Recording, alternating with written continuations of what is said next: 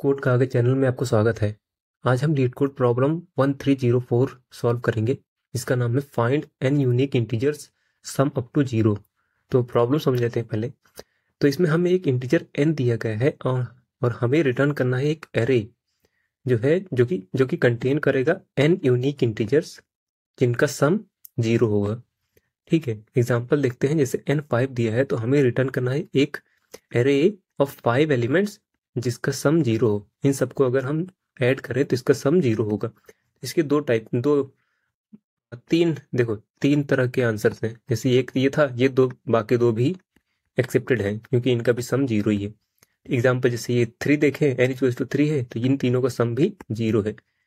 ठीक है, 1 के लिए एक 0 ही सिर्फ रिटर्न किया है एरे में। ठीक है, तो समझते हैं इसको करेंगे कैसे। इसमें मतलब हमारा इंट्यूशन क्या होना चाहिए। सबसे पहली बात तो अगर हमें नंबर्स का सम 0 चाहिए तो सबसे आसान तरीका क्या होगा। सबसे आसान तरीका होगा कि नंबर्स को हम पेयर्स में ऐड करें, है ना। पेयर्स में हम डालें, कोई सारे नंबर्स को अपने एरे में पेयर्स में डालें। जैसे क्या हुआ, जैसे कि मतलब जैसे मान लो हम 1 और -1 डाल देंगे, फिर 2 और -2 डाल देंगे। क्यों? क्योंकि इन सबका सम 0 होगा ना। इसीलिए सबसे आसान तरीका यही है कि हम पेयर्स में डालें हर नंबर को। और जैसे मान लो n अगर मान लो इवन है, जैसे 4 है, तब तो हम पेयर्स में डाल देंगे। जैसे 1 की जगह -1, 2 की जगह 2 के साथ -2, है ना। n इक्वल टू 4 के लिए सही है। लेकिन अगर जैसे n इक्वल टू 5 दे दिया तब क्या करेंगे।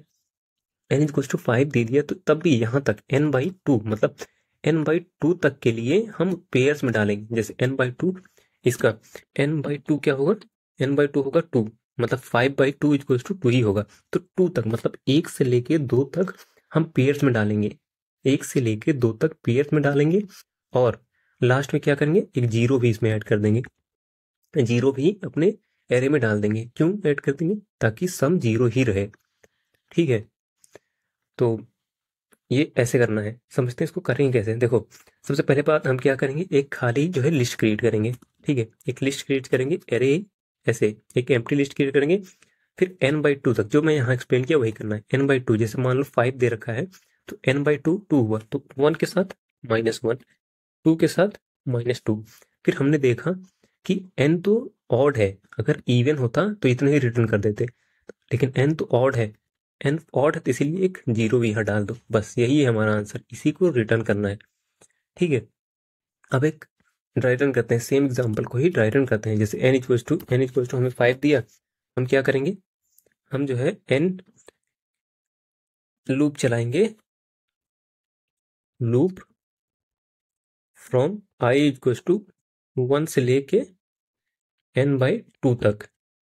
ठीक है, n/2 तक लगाएंगे और ऐड करो i एंड क्या, negative of i in array. ठीक है, ये करना है। लूप करेंगे i से लेके i इक्वल्स टू 1 से लेके n/2 तक, ऐड करेंगे वो i और उसका निगेटिव एरे में।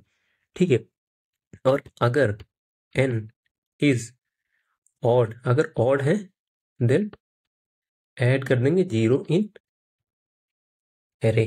बस इतना ही करना है। ठीक है, एट द एंड हमें अपना एरे रिटर्न कर देना है। चलो इसी चीज को, सेम चीज को कोड करते हैं। ठीक है, जो अभी समझे। सबसे पहले चलो अपना एरे क्रिएट करते हैं। रिजल्ट एरे जो है, रिजल्ट एरे उसको क्रिएट करते हैं। साइज का n ही होगा।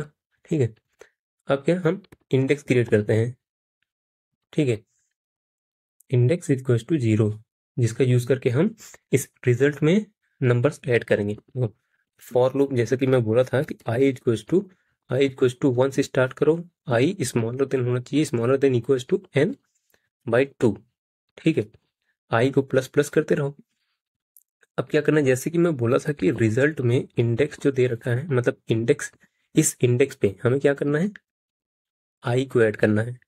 और साथ ही साथ सेम इंडेक्स, मतलब अगले इंडेक्स पे ही ऑलरेडी प्लस प्लस हो गया तो माइनस ऑफ i ऐड करना है। ये हो गया, ये यहाँ से बाहर आ जाएंगे। अब हम चेक करेंगे कि अगर हमारा n मॉड्यूलर 2 अगर नॉट इक्वल टू 0 है, नॉट इक्वल टू 0 मतलब ऑड है, तो उस केस में हम अपने जो रिजल्ट है उसमें जो इंडेक्स, करंट इंडेक्स है, उस पर एक 0 डाल देंगे। ठीक है, बस इतना ही करना है। अब अपना रिजल्ट, ये जो रिजल्ट एरे है इसको रिटर्न कर दो, बस इतना ही करना है। रन करके देखते हैं। रन हो गया, सबमिट करते हैं। सबमिट भी हो रहा है। तो इतना ही था इसमें।